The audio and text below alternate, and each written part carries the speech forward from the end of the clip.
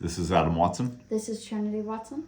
This is a Darkslinger Mafia Power Hour. Where it is not an hour. But we might get like 20 minutes off this one because this is a lot longer than I remembered. Yeah? Yeah. I don't think that I've read this one since it came out in 1994. I know I picked this up off the newsstands though. Mm-hmm. So since you weren't alive when this came out, this issue spins out of the Flanks Covenant. Okay. Have you ever seen the X-Men comics that have like the foil strips going down the side and a member from Generation X is on each one of the covers in the foil? Yeah. Yeah, that is the storyline that breeds this comic. So it was super, super hyped up back then. This was like the New Mutants for the 90s, I think is what they kept calling it. Oh, okay. And yeah, it's got a foil cover because everything back then needed some sort of cover gimmick. Mm-hmm. I love the chromium wraparound cover on this. Mm-hmm. I know that not everybody does, but like I thought that this and the covers on X-Men Alpha and Omega for the Age of Apocalypse, out of all of the cover gimmicks of the 90s, these are probably my favorites. Yeah. Followed by, I do really like the Flanks Covenant, the foil strip cardstock with the character like embossed on them. And then the hologram covers, I don't like as much. I know a lot of people. Lenticular Yeah, from Fatal Attractions. Yeah. No, they're actual hologram cards, oh. not lenticular.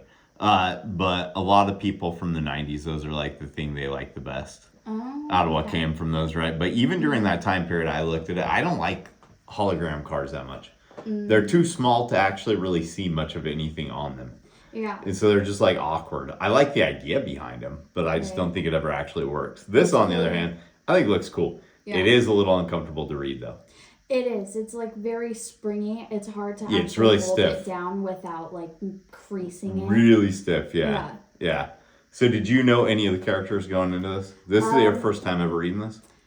Yes, I do have Generation X comics, but I haven't read them yet. And yes, I did know some of them. I'm not going to name them, though, because you're always going on about how big of an X-head you are. So I'm going to make you name. Was when I was younger. Was. Yeah, I don't read that many X-Men comics these days. Yeah, but I want to point and see if you can name all of them. Okay. Mm-hmm. And just really quick, I'm pretty sure that this is an homage to Uncanny X-Men #1.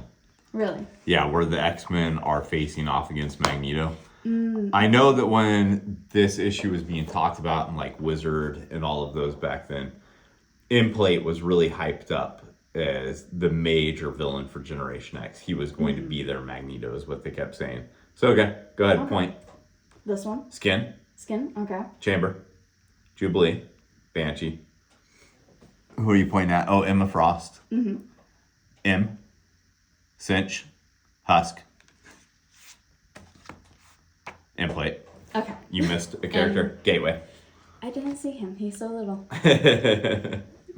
All right. All right, let's open it up. Take a look. So this is written that I knew. And by Scott Lobdell, who was doing a lot of X-Men related things at the time. And the art was by Chris Bachalo. That's how I say his name. How do you read that? Because it sounds like everybody... I hear Bachalo and Bachalo. Bachalo, yeah. I've heard Bachalo. I've heard people pronounce it all kinds of different ways. The one thing that I've never heard is how he actually pronounces it. Yeah. So I want to know how he pronounces it because I have no clue. So yeah, it opens up with Husk running through the woods. Paige Guthrie. So do you know who this is?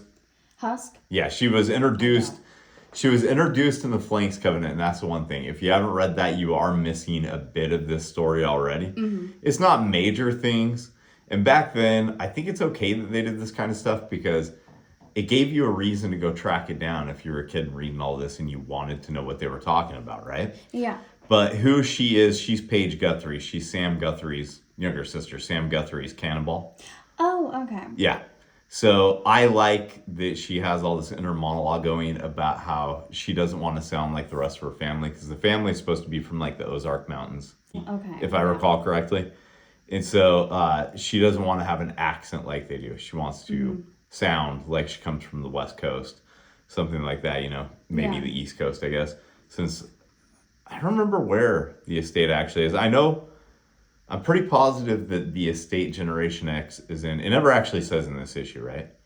But if I remember right, it's actually Emma Frost's estate that the Hellions were trained at. Okay. So that will be a big thing in this series. They didn't fit it in this particular one, but it'll be a big thing because Emma has all of this PTSD from all of her team, the Hellions, dying. All of them died except for Warpath, Thunderbird's younger brother. Okay. He's the only one who survived a massacre. Mm-hmm. They were the nemesis team to the New Mutants back in the day. Oh, okay. So if you notice the lettering on this, I could be wrong, but like this era, 1994, 93, this is the first time that I think this kind of lettering was really starting to be used. Where they use the this instead of the thought bubbles? Well, you see how there's like a gradient?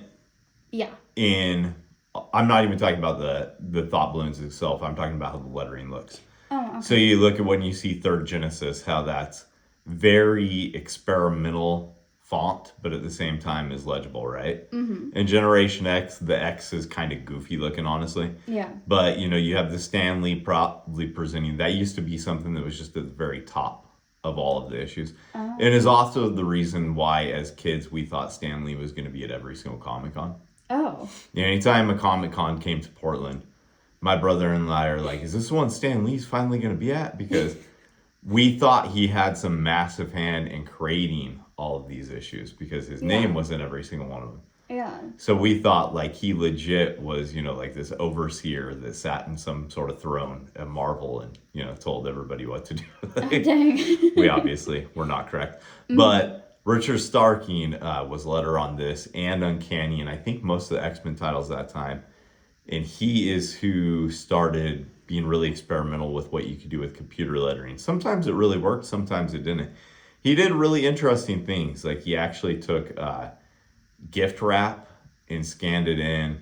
So like if you read the Generation X holiday special, I think it might also be in Generation X issue number 4, you'll see that the captions have like this Christmas themed border. Yeah. That's actually like wrapping paper that he just scanned in. Really? Yeah. Okay. Yeah, he did stuff like that. That's he fun. is also the phenomenal writer of the Elephant Man series. Oh, okay. Yeah, so Richard Starking is far more than just a letter. He's also one of the greatest comic writers of all time, in my opinion, because that series is just phenomenal. We definitely need to take a look at Elephant Man at some point. Mm-hmm. But anyway, that's who Paige is, and that's what she's doing. So she wants to prove herself really bad. If I recall correctly, around this time, her brother got moved up from X-Force to being a full-fledged X-Man. Mm-hmm. I don't know if that's happened yet or not. I don't remember exactly, but it's somewhere around this time. Okay. So one of the things I like about the coloring, I'm just going to point out real quick. You notice how there's overcoloring on the sun right there? Yes. So if you don't know what overcoloring is, when you're coloring in programs like Photoshop, you can color in two basic ways. You can either remove all of the white on the board and color underneath the image, and that's what gives you like the coloring that goes underneath all the black lines and all that. Mm-hmm. Or you can fill in the black line with an overcolor and do something like that, right? At this time period, that sort of coloring technology would still be relatively new. But look at how much better that sun looks that clearly has overcoloring done to it than most of the stuff would be today. Yeah. Yeah, like that's actually a hand-drawn sun still. That's still hand-colored. And that, I think, is what's making the biggest distinction of what looks good and what doesn't. There's a lot of times when you look at it today, it's just like 3D modeling or somebody's taken an image off the internet and traced over it or whatever, right? Mm-hmm. That actually looks really good. But let's go ahead and take a look at the next page. Okay, so then we're introduced to Jubilee. So it's a big thing, Jubilee was the one character that you were already going to know from all her years of being an X-Man, right? Mm-hmm. And I love that no matter what she's wearing in this issue, she has her stupid yellow jacket on over. Yeah. Every single, yeah, she's got giant bare feet, slippers. But Chella works in a lot of weird little details like that add a lot to just basic characters. I dare you to find a Generation X issue that he's written that doesn't have leaves all over it, by the way. Or not written, but drawn. Yeah, like I swear, I could just be misremembering, but I swear every single one of the issues that he did, it was always just fall. Fall's the so best many season. leaves everywhere. He loves drawing leaves or something. I don't know. Yeah. Whatever the case, this is an argument between Jubilee and Husk. It's kind of setting it up that they're eventually going to be best friends, right? Yeah. Yeah. At first, they have a sort of rivalry, but then over time, you can see that even in these pages that these two are going to be fast friends at some point. Yeah. I love all of like the little details and everything. Even in the backgrounds, like you don't think about it because like with how overly detailed the characters are, the trees look very simple, but like all of it's hard to do lines like that in trees. Yeah, they're and make brushed them look very well. actually Like they're like trees. really good brush strokes. I just wanted to point that out because I saw that in the other pages and like the there are background is details awesome. that aren't necessarily needed, like Yeah. the leg on the bench, for instance. The bench could have been drawn in a way that it could have saved him the time of having to draw that, right? Yeah. But those little details add a lot. Yeah. And don't overpower anything. Right. A lot of times when you have too much in the background, it's going to overpower it, right? Yeah. But yeah, this looks great. Everything about the artwork in this one looks great. I don't think I have a single complaint about anything there. No. Then we get to see favorite. Husk's mutant ability for the first time, ripping her skin off. Is this the only thing she can do? No. Okay. No. So as the series goes on, when she rips her skin off, it actually has like different things underneath she could do. Like there are times she turns to acid, I believe. Oh, what? And then yeah. She actually changes her molecular form.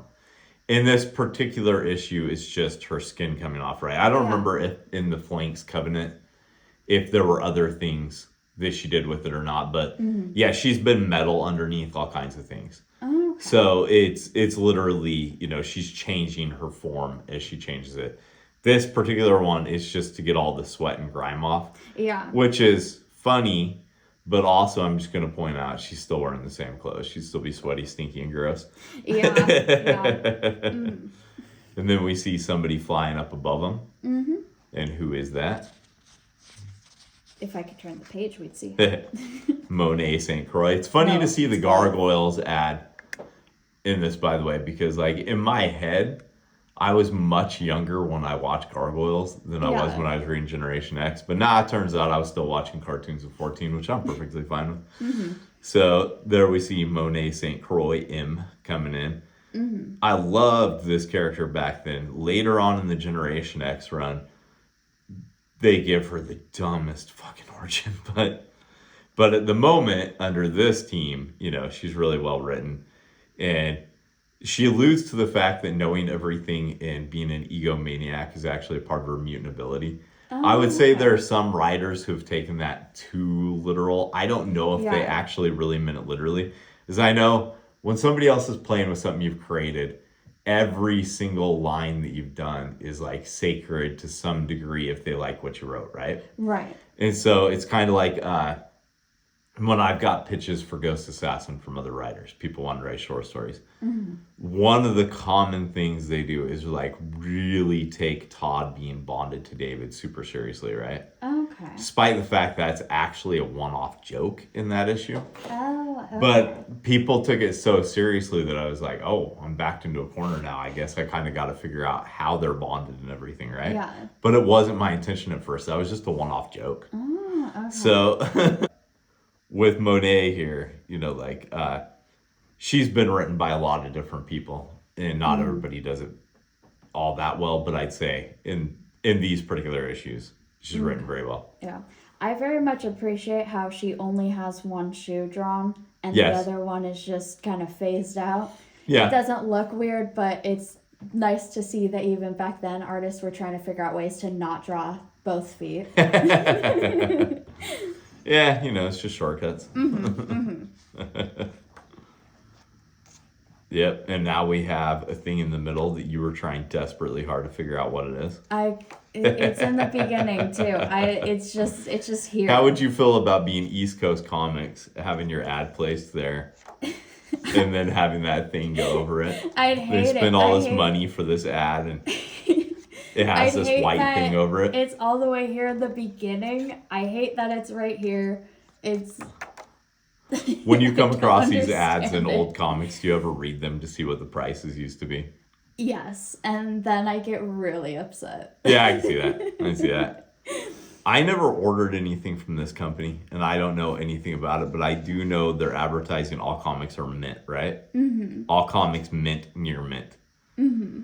I can see them promising near mint, but I don't. Mint is always mint like a 10 point Yeah. in comics, so that's a big thing to.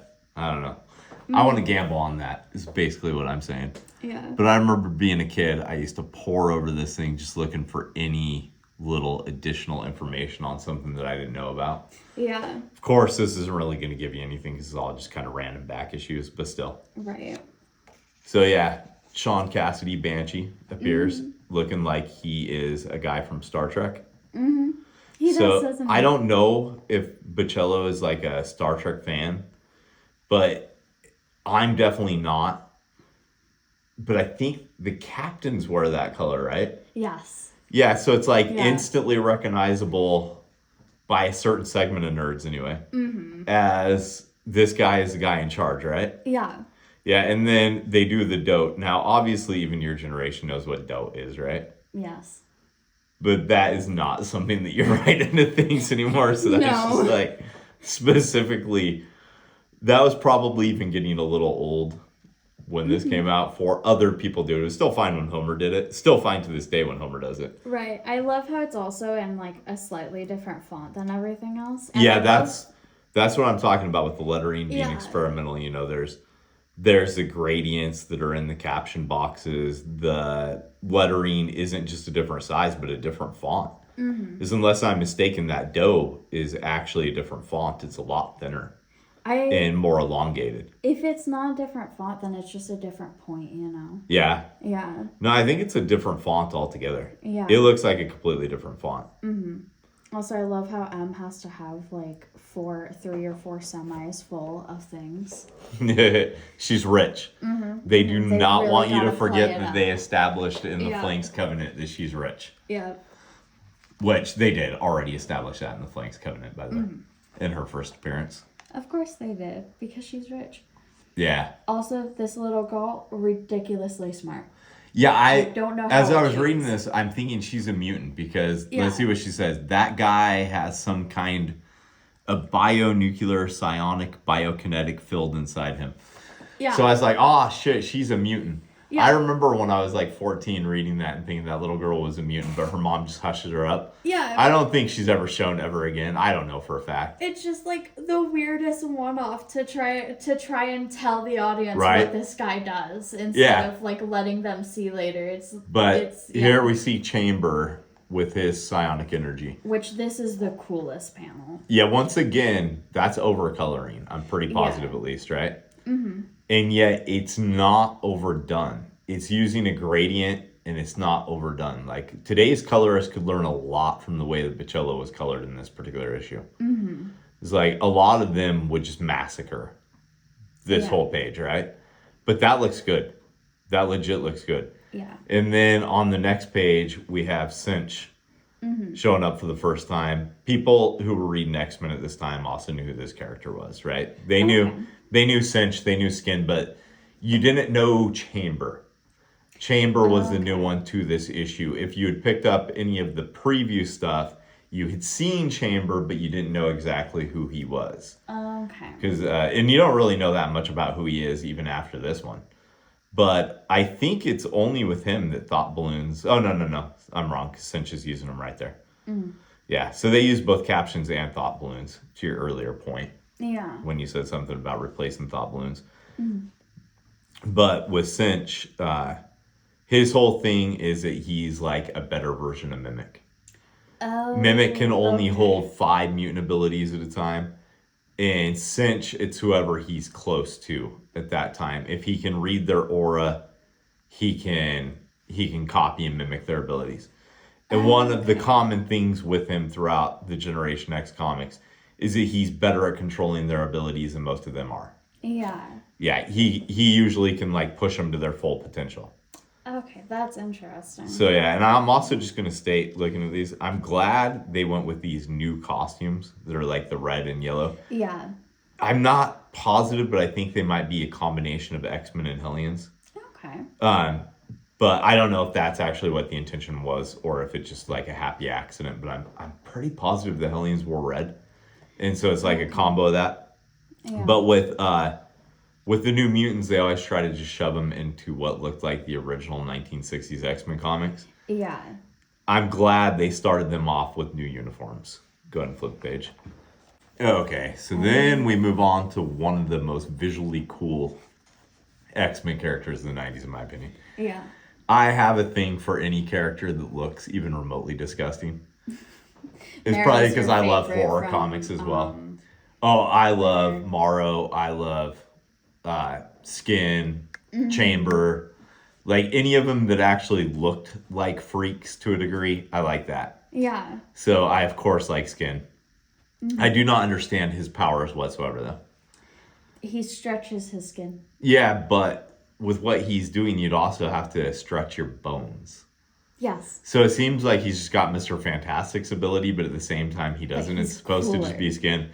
But whatever, I don't care. I don't need absolutely everything explained. But the rainbow going around, if you don't know what that is, that syncing up with his aura. Oh, so that's what the rainbows imply anytime you see them. Okay. And these two, you can tell, they're going to be best friends too, you know? Yeah. They're fighting as soon as we meet them. Right. And this is where we're introduced to the whole idea that Generation X does not have a danger room. They have a danger terrarium. I have no clue what a grotto, is that what they call it? She calls it a grotto. That's what she's calling it right here. I have no idea what the difference is between this danger room and any other. He explains it right here. It's that the other danger rooms like actually give you a projection of what the environment is. This one is actually physical, so there's no. Yeah, but it still does. Does it still do projections though? Like there's still got to be danger in it, right? I don't remember. I don't remember off the top of my head. Just send the kids in with some bears. Yeah, it doesn't seem like they use this all that much. I could be wrong about that. Yeah. I know there's an issue of Wolverine where he crosses over with Generation X and he fights this Scottish mythical thing that's supposed to have too similar of a temperament to him, and so they hate being around each other. Okay. I can't remember what it was called. A token, maybe? Something like that? I don't know. Banshee explains, because of course he's an expert on all Scottish lore. It's one of the reasons why I'm really glad that with Husk, they don't go into a bunch of detail, or they don't try and make her sound like she's got an accent already. We already have to deal with reading that with Banshee because he's long established to sound like that. Yeah. But if there's one thing that I hate about the superhero comics, it's the overblown, overdone accents all the time. Like, yes, we get it. He's a Scotsman. Yeah, exactly. On the other hand, you don't want them to sound like they come from California, so I kind of get it, you know? Yeah. But, yeah. Real quick, I really just love how Emma is framed with, like, this really cool background and everything. Yeah, I wonder if that was the colorist or who did that exactly. I'm not sure. It looks cool, though. It almost looks like a chessboard in a way. Yeah. Which I think is intentional because, you know, she's a white queen. So I'm thinking. I'm not positive, you know. Right. But yeah, from everything from like them fighting over everybody else. And, right. Yeah. I just love all of this. Yeah. The artwork is so good. Right. And then Bachalo shows his skills are even more immense than what you knew, because unlike a lot of people, he can draw cars. Yeah, that's unheard of. It's hands. I don't know if this is reference. I mean, it's got to be referenced to a degree, but I don't know what it would be referenced from. It looks very, very good and like it belongs in this world. So whatever it's referenced from, you know, good job. Yeah. And his little driver. I don't remember if the driver has any sort of story at all. But he's got a DOA tag on his head. I do know that. And he's called D. Right? When I read this as a 14-year-old and saw Logan International Airport, I was like, oh shit, Wolverine's going to be showing up in this issue. Because I didn't know, you know, that was a thing. But that's when we see Gateway on the interior for the first time. So Gateway goes way back in X-Men lore. He, if I'm not mistaken, he first appears, he first appears in the Australian X-Men saga, the Outback saga, which is around the same time period that Jubilee ends up showing up. Yeah. So, yeah, he has never said anything through all of it. And his whole thing is he's an Aborigine that opens up portals, and he was basically like the X-Men's Blackbird when they didn't have one during the Outback era. Okay. Because they were all supposed to be dead, but they might need to get to like New York or whatever. So he'd open up portals for him. Oh. And he seems to have history with all kinds of different characters. Yeah. That's never really explained. Yeah, so, this issue he has history with M. Right? Yeah. I love how... But not just him. If you notice, like, Banshee knows who he is. And, Jubilee knows who he is, if I recall correctly. Mm-hmm. I love how Banshee and Emma are arguing in the background. They're just going blank. Yeah, one of these pages, I don't remember which one it is, has the kids talking in the foreground, and in the background, they're talking, saying blah, blah, blah. I thought that was really nice. Is it that one? Okay. This one, yes. It's this one. That's a really nice little touch, because it harkens back to like Charlie Brown. You know, you hear the teacher talking. But it works really well in a lot of different ways. Number one, you got characters in the background. You don't need to know what they're saying. Yeah. This is all the kids are hearing. I don't know, that just works. That wouldn't work in every scenario in a comic. But that's on my mind still at some point. I don't know. So when I was talking about sometimes lettering works really well and sometimes it doesn't, putting that sort of blue on the yellow just makes it hard to read. Yeah. Yeah, so, and then you also have Logan International Airport, but the caption also needs to tell us that it's the airport. Right. I don't really know that we need to have a caption that's about, like, the fact that it's at the airport that we can see the sign for. Yeah. That seems a little bit Silver Agey, like more information than we actually need. But I don't know, some people might appreciate it. Mm-hmm. So.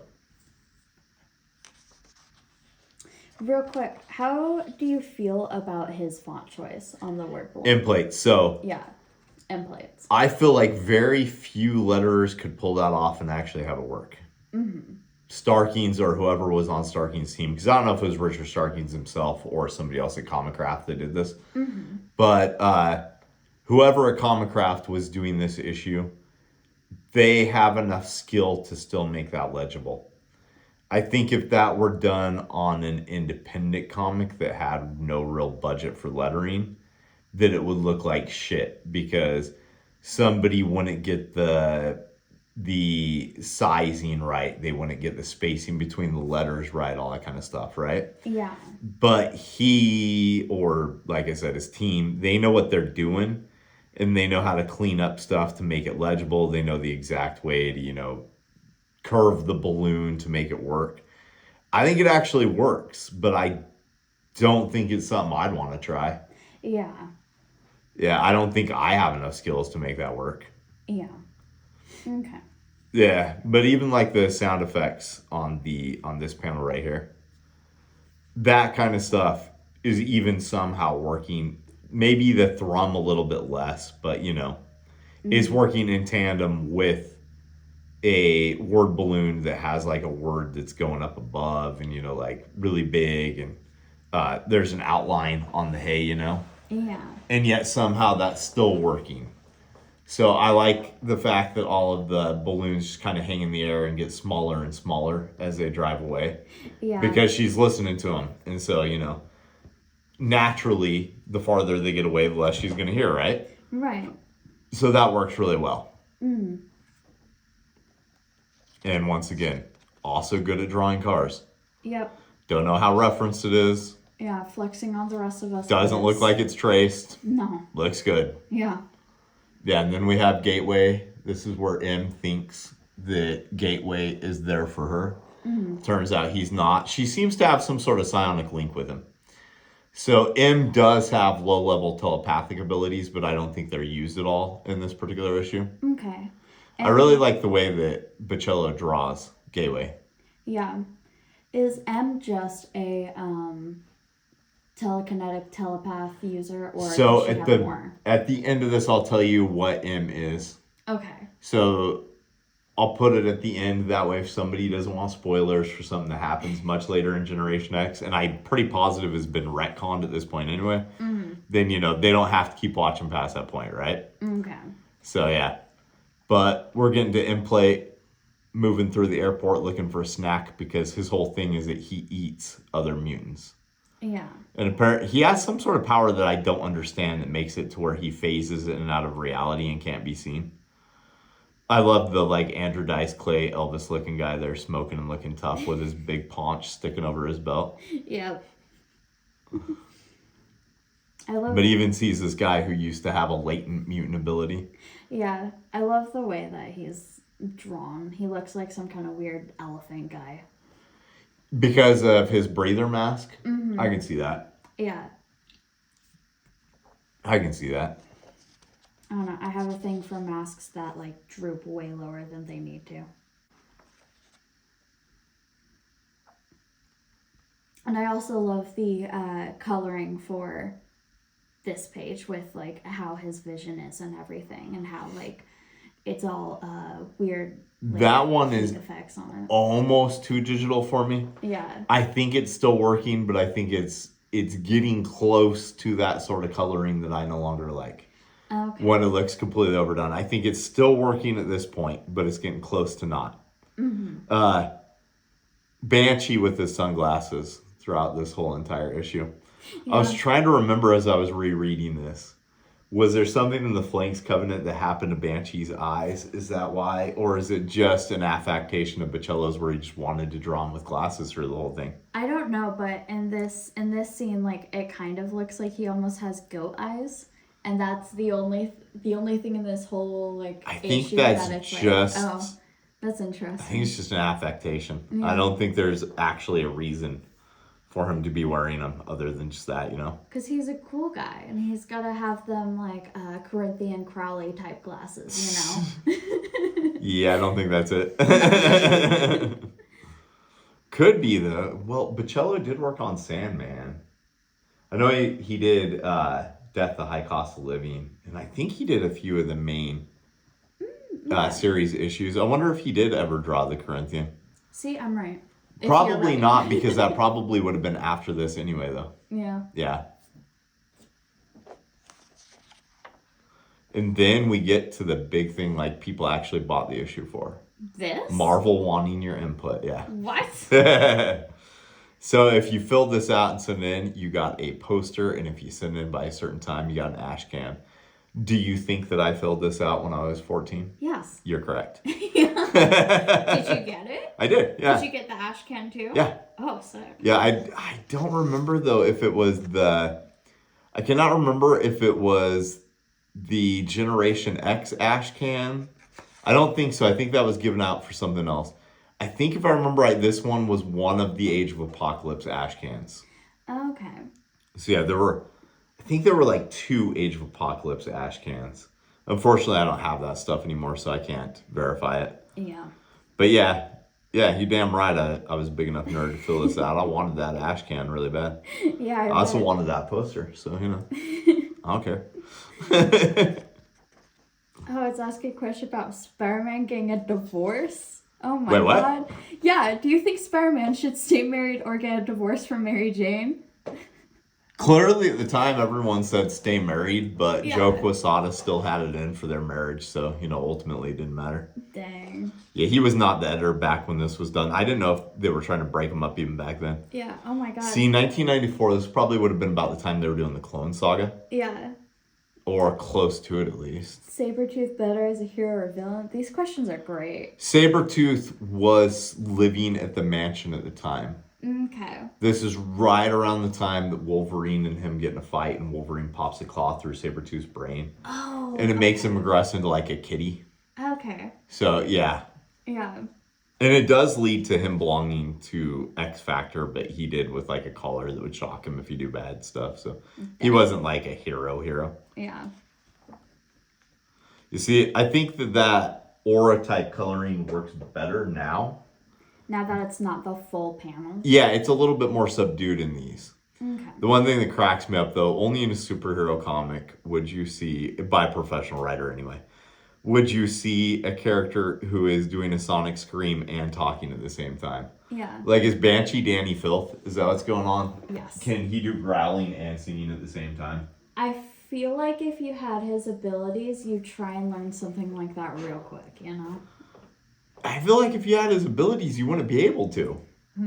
The scream, goes from his throat to his mouth, and like I don't know how he could talk and scream at the same time. No, I know they're just trying to fit in everything they can because Marvel tells them it's got to be a certain amount of pages, then they got to move on to the next issue. So they're trying to set up everything they can. I know that kind of stuff is more out of necessity of trying to get it all out. Yeah. More than it is like, if they had more time, they probably would have thrown in another page there where Banshee's saying whatever he needs to say, right? Yeah. But then again, I don't really know that he needs to say any of what he's saying right there. So that dialogue probably could have just been cut. Writers don't need to put words in every single panel. But a lot of times, writers do. And the reason for that, I think, is because when you're at Comic-Cons, somebody comes up to you and they're like, oh, this comic looks really good. Did you do this? Oh, yeah, I'm the writer, creator. Just like in the beginning of this, there's 2 creators that are listed. Well, if they see that, or they hear you say that you're just a writer, they'll be like, so you put all the words in the balloons? That's what you do? Like, they literally think that's all the comic writers do, right? Yeah.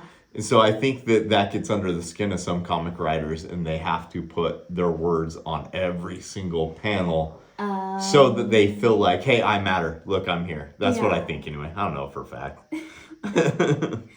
Maybe Marvel paid him by the word. I got no idea. Whatever the case, the dialogue in that panel, I feel like could just be taken out, and it would be better for it. I really like this shot of him looking back over and seeing like how he's not affected by the scream. Yeah. At all. Yeah. I like the Banshee confused look because I feel like Bachalo puts that expression in every one of his comics where it's like the close-up, huh? Yeah. I really like this like look for Banshee where his face is so like scrunched up and everything. It almost makes him look like he doesn't have eyebrows with how big his glasses are. I see that. He, in real life, wouldn't look like he'd have eyebrows if you're looking at him dead on because he's redheaded. Yeah. Yeah, they'd be really, really light colored, right? Yeah. So, yeah, this is where we find out the Implate can throw their powers right back at them, though. Luckily, Cinch can seem to get in the way of that, which is pretty handy. Yeah. One of the things in Marvel Comics is that, Banshee's powers aren't supposed to work against him. Oh, okay. Granted, they're funneled by somebody who has, like, Bishop-type powers, right? Right. So maybe it would be different. Yeah. But Scott Summers and Alex Summers, their powers aren't supposed to do anything against each other. Really? Yeah, Tom Cassidy and Sean Cassidy, Black Tom Cassidy and Banshee, their powers aren't supposed to do anything against each other. Oh, okay. And most of the old comics, like siblings' abilities wouldn't work on each other. Huh. But writers just kind of used that and forgot about it at will in these comics, it seemed like. So, Yeah. Okay. But yeah, the shot with Chamber. Yeah. Yeah, that looks great. I love that. All of his, like, and I like the close-ups on Implate's eyes because the way he draws him, he looks more like an anteater or something. Yeah. He doesn't even look like a mutant or a human, even though I know he's supposed to be because I know his origin. But he looks like he's some sort of creature. Yeah, he doesn't look anything humanoid. Yeah, and that's my favorite shot in this whole book, right there with Chamber. This one. That was the image that we had seen black and whites for in like Wizard magazine, and that was the one that was being advertised. So, to see that fully realized with coloring and everything, and I love the way that this is colored in the background. Everything's very sparse, but at the same time gives you a idea of what his powers are, right? Yeah. Yeah.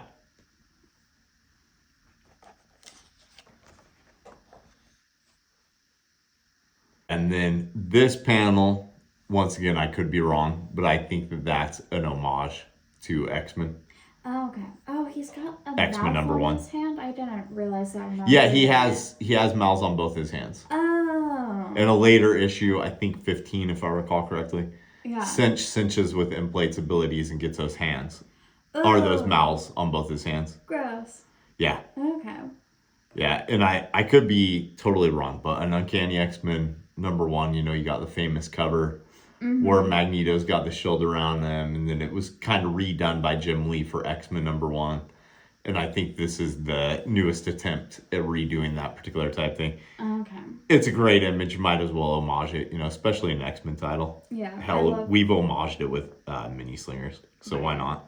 Yeah, I love how Emma is just kind of peeking through a little bit. Yeah, she doesn't have her diamond form yet, so, Oh, she doesn't? No, that's a secondary mutation she gets during Grant Morrison's run. Oh, okay. Which largely ignores everything you're reading in here. Really? Yeah. Oh. Yeah. Unfortunately, because I like this Emma a lot more than the one that appears in New X-Men. Yeah. And then... She actually seems like a character that's somewhatly fleshed out and has character depth and development. Where Grant Morrison's Emma Frost is literally just a socialite with fake boobs. And a diamond ability, in my opinion. I know that, people could disagree with me, but he wrote the worst Emma Frost, in my opinion. Okay. Didn't even seem like the Emma Frost that Chris Claremont wrote back in the 80s, Yeah. You love what? You can see, like, she's drawn very respectfully. Her breasts are still huge. Oh, I don't care but they're about not that. inflated. But literally in one of the Grant Morrison New X-Men comics, she says something about her boobs being purchased. Oh, That's why I'm God. saying, like, she's a socialite with fake boobs. It's not because of the way they're drawn. It's literally because of the dialogue that I'm saying that. I can't believe she admitted. I had no idea. Yeah, she actually said it's something said. like that. It's said in that run. Oh. So yeah, this is when Jubilee and Husk really start developing a close friendship because Jubilee is kind enough to rip her skin off for her. Yeah, and what I was going to say is, like, I love how it's, like, this whole panel sequence up top and then the bigger frame on bottom. I feel like in a lot of newer comics, you don't see this kind of panel layout that often, and I love, like, the experimental panel layouts. Like, what can you really do with art, Yeah. With So as a kid, I never would have asked this question. I was 14 reading this, 15 reading the other Generation X's. But now that I'm 45, I'm like, how much forensic evidence is being left around by Husk everywhere she goes? Oh, so much. She better pray she's never killed. Do the cops realize this is just a mutant?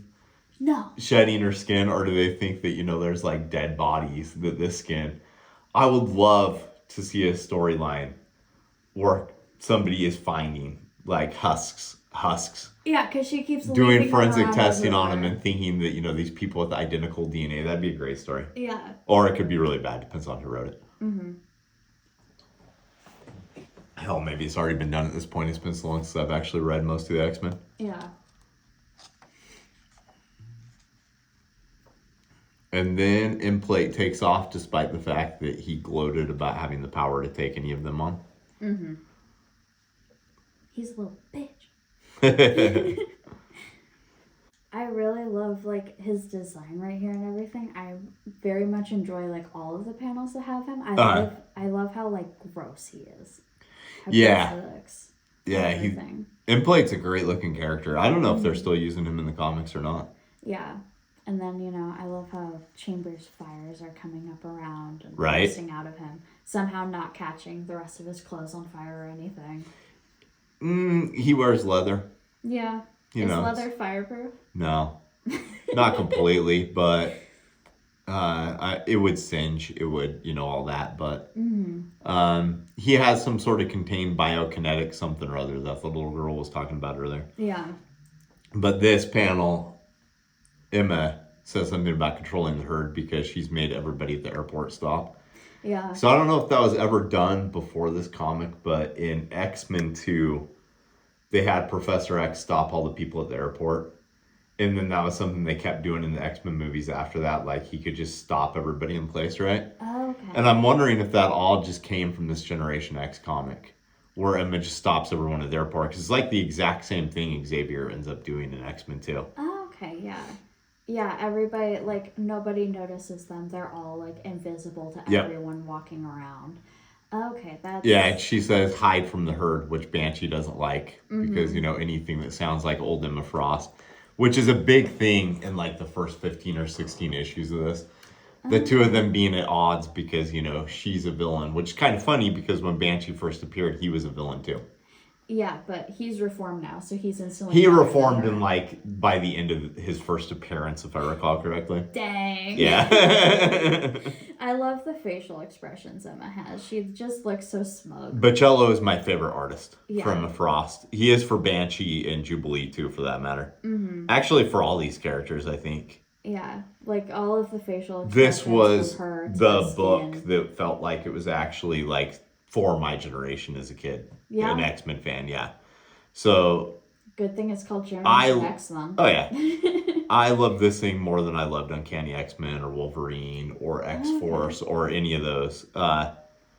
It did not stay at the same quality, though, writer to writer, artist to artist. Okay. The art teams, for the most part, were really good. So, we have, of course, Chris Bachalo right here. Terry Dotson was one of the artists on this at one point in time. There were a lot of good artists. There were a lot of good writers, too. Jay Farber, I'm probably saying that incorrectly, but he was one of the writers on it. Larry Hama, who's usually a really good writer on, like, G.I. Joe and Wolverine, maybe he just didn't understand teens at that point or something, but his was the worst run, in my opinion. Yeah. Second worst being Warren Ellis. I hated Warren Ellis's run, which is funny because I like Warren Ellis's writing. Yeah. I should revisit that and see, if I still hate it or not. That would be fun. And then Mile High Comics with their obligatory ad, because Mile High has an ad in every comic back then. That probably led to so many leads. Yeah. Yeah. And then this panel, I feel like this one just gets reused in X-Men comics again and again. Really? Because that's the same basic thing that happens every time Storm used her abilities back then, or at least it seems like it is. Oh, okay. On the other hand, Bachalo also wrote a few issues on drew a few issues on Uncanny X-Men. Mm-hmm. So maybe I'm just confusing what I saw that was his artwork with, like, But it seems like, somebody just drew that once and then they just copy and pasted it because it's the same crack and everything. Every single time. If it ain't broken, don't fix it. Right? And Plate apparently lives at a lighthouse for no particular reason other than they're fun to draw. So they are. This is where we find out the biggest shock in the whole comic. Angela was a smoker. Jubilee's got to make a really big deal about that. Yeah.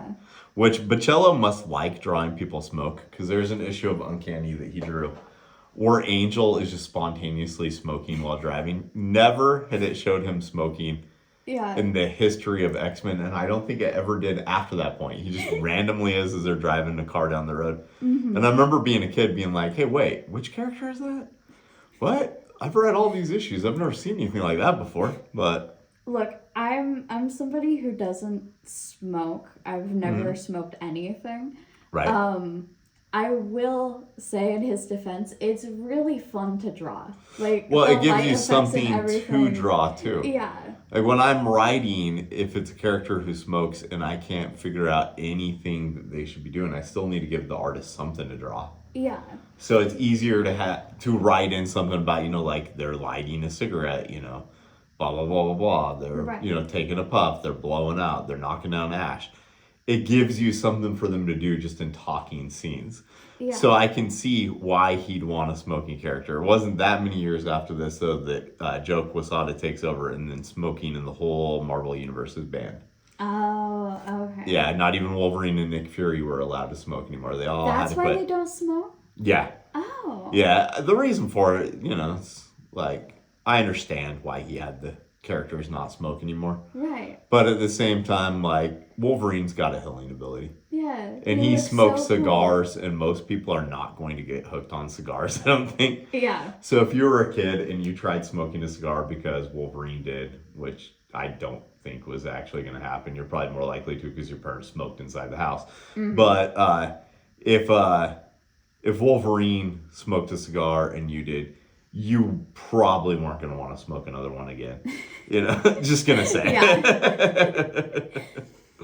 Real quick. But yeah, Banshee's real pissed off the gateways there. Oh yeah, I love these panels of Chamber. Chamber's so cool. I only really remember Chamber's power just being a singular sort of color set. Yeah. But it keeps going back and forth between colors in this. And you don't get a really good shot of his face in this issue.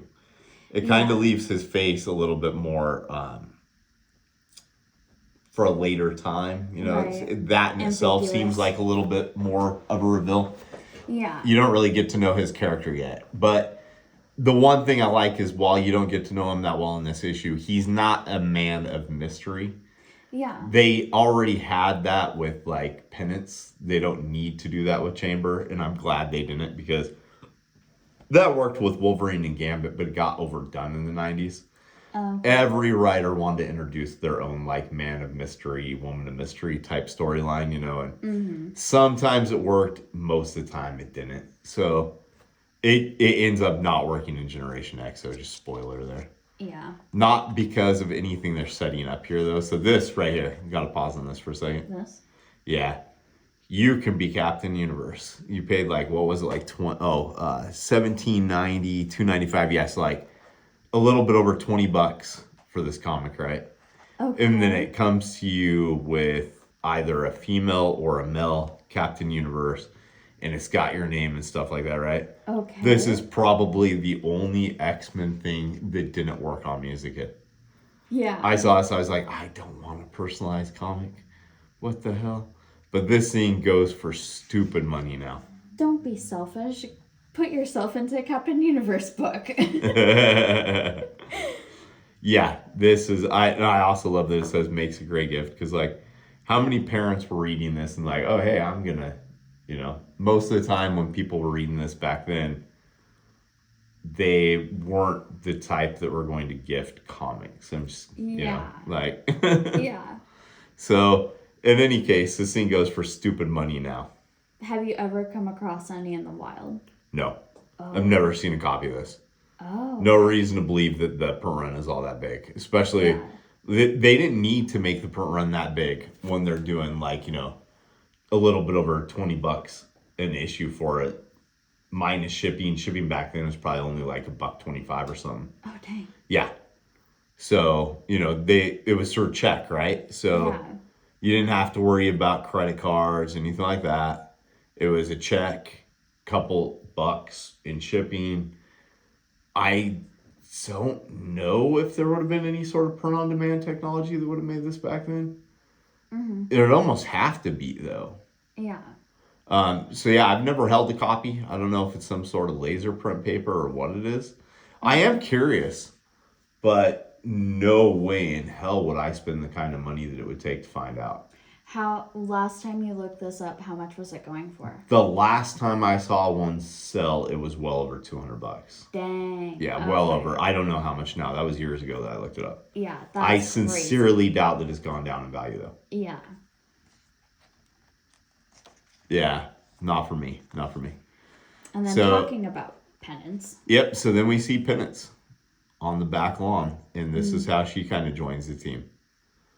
She's got a head wrap right there that I think is supposed to be like emplates. Like those are something Emplate has wrapped her in.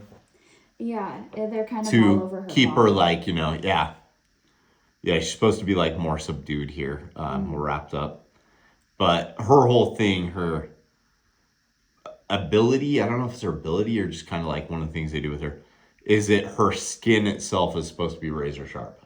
And I think that's why she's wrapped with that stuff, if I recall correctly. Okay. So it's not just that she has stabby fingers, because every team had to have a stabby guy in it. Yeah. You had Wolverine, and then like the Ultra versus Exiles, the one that Marvel did, it had Hellblade. Mm-hmm. Image Comics had Ripclaw and Warblade, and like even Spawn had stabby fingers. Like I don't know if he ever used them that way, but I know they looked stabby, right? Mm-hmm. So You have to have stabby fingers or claws, something to that effect. Everybody's got to have at least one of those guys on their team, right? It's easier to draw and it looks fun. Penance, I will say though, is cooler looking than a lot of those guys. Yeah. Yeah, because like I always thought she looked design-wise better than like Warblade. Ripclaw's actually not too bad looking. Warblade though, that's a boring design. Wildcats, if you don't know.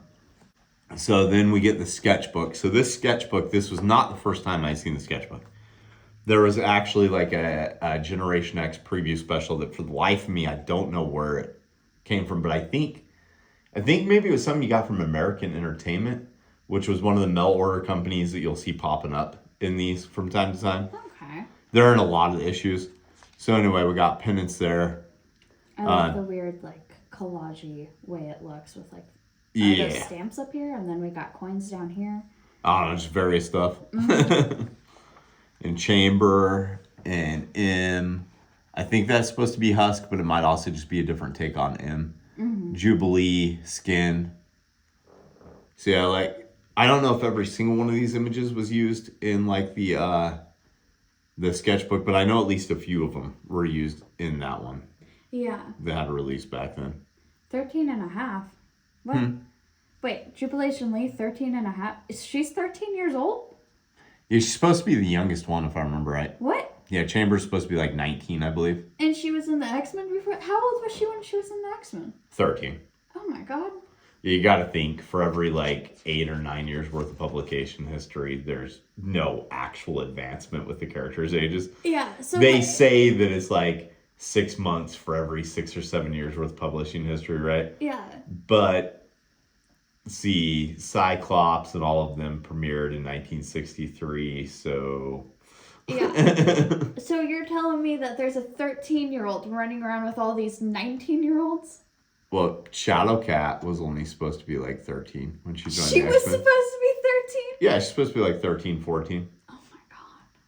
Yeah. I didn't know this. Yeah, all the characters in this are teenage. That's why we're doing this issue now, because, it's back to school week. Yep.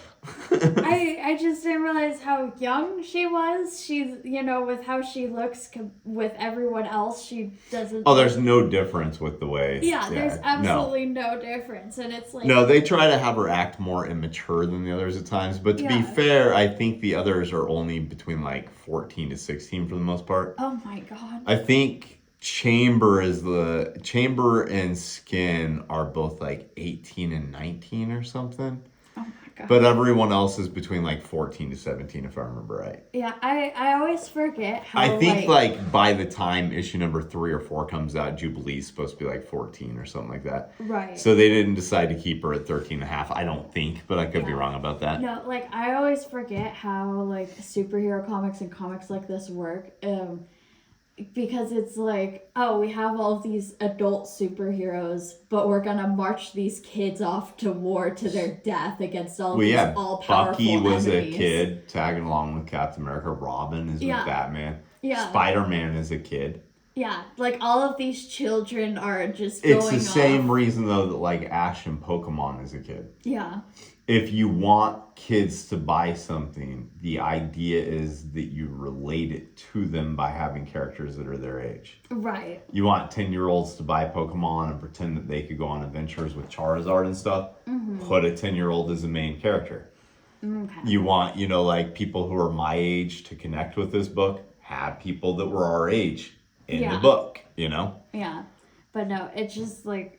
I just find it so like insane how it's like well, in all of these school type X-Men comics, they're not actually supposed to be fighting anyone. They just inadvertently always get in battles with everyone all the time, nonstop, right? Because it is like a thing where it's like, I have no idea how to use my powers. We're going up against Apocalypse So now. the one character that it didn't show in this whole thing, I just waited and waited and waited for, and then they never really did anything with that was worth a damn anyway, was Mondo.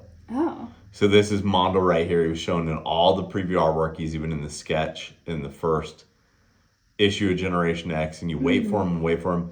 He finally shows up around like number 25, and then he's just like some sort of construct that Black Tom Cassidy has made. Oh. He's got no real anything, right? Okay. Which is hilarious because he's one of the characters that they used in the Generation X live action movie. Really? Yeah. So we just kept waiting for Mondo, but it turns out, I think, in all reality, he was just a character that they had came up with and they couldn't figure out how to fit him in the story. So it was just like one of those things where they finally put him in just because people kept asking for him. Yeah. He is a full-fledged character in the Age of Apocalypse, if I remember right, though. Oh, okay. Yeah, I'm pretty positive. I remember his character. Mondo's whole thing is his powers are a lot like Grunge's. That if he touches something, he takes on the abilities of them. And yep, that's what that card's for, that you're trying to figure out through the whole thing. Yeah. That's what the binding is for. There's like... It's a subscription tag, right? Yeah. Yeah, I told you. It doesn't make sense to have up there. Yeah, so but you know, if you could get somebody to tear something out of their comic that wasn't the page, they might be more willing to do it, to subscribe that way, right? Whole thing is, though, you then order it through the mail order subscription and derive 2 damage 100% of the time. You never get subscription issues from like a Marvel comic that wasn't like bent to hell. Okay. Collectors even call them subscription creases when they have like the crease going down the middle. Yeah.